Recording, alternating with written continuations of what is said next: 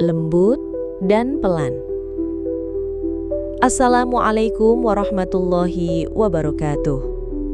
Saudaraku yang dirahmati Allah, pembahasan kita kali ini mungkin terdengar cukup sensitif.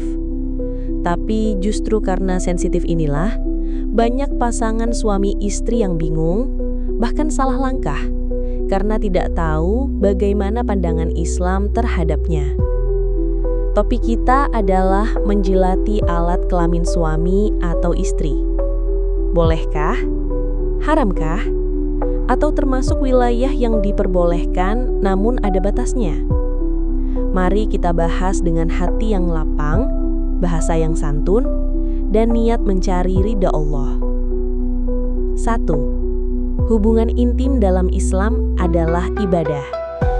Pertama, kita perlu memahami bahwa hubungan intim dalam Islam adalah ibadah jika dilakukan dengan pasangan yang sah.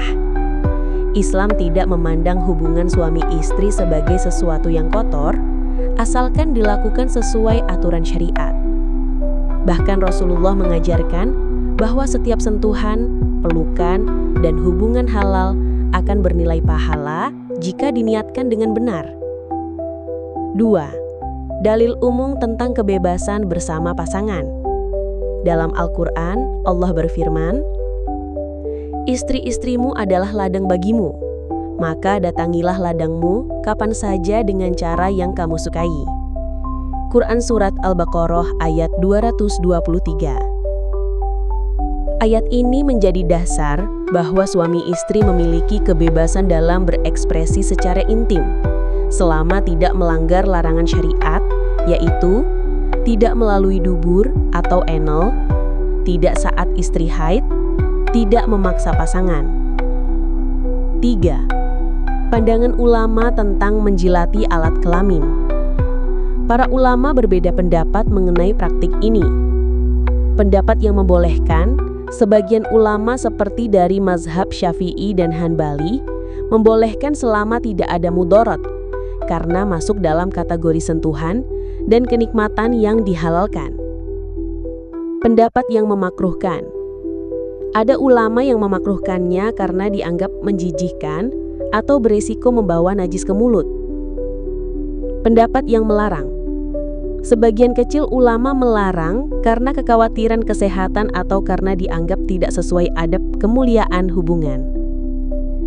Kesimpulannya, secara hukum fikih, mayoritas ulama membolehkan jika dilakukan dengan ridho bersama, tidak menimbulkan mudarat, dan tetap menjaga kebersihan. 4. Aspek kesehatan dan kebersihan. Islam sangat menekankan kebersihan.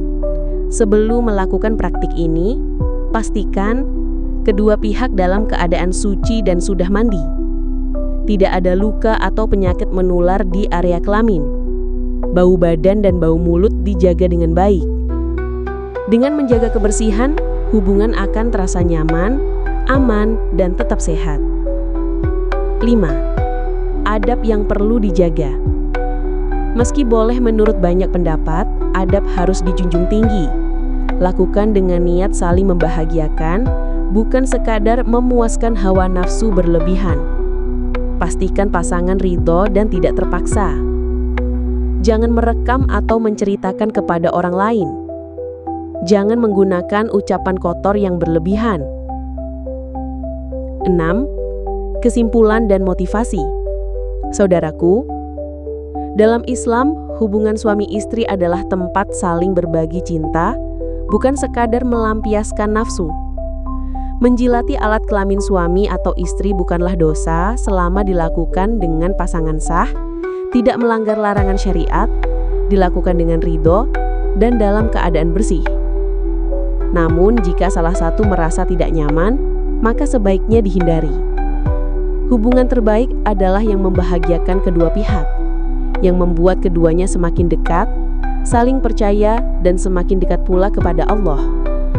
Jadi, mari kita jaga kemesraan dalam rumah tangga dengan cara-cara yang halal, bersih, penuh cinta, dan sesuai tuntunan agama. Karena disitulah keberkahan rumah tangga akan tumbuh. Wassalamualaikum warahmatullahi wabarakatuh.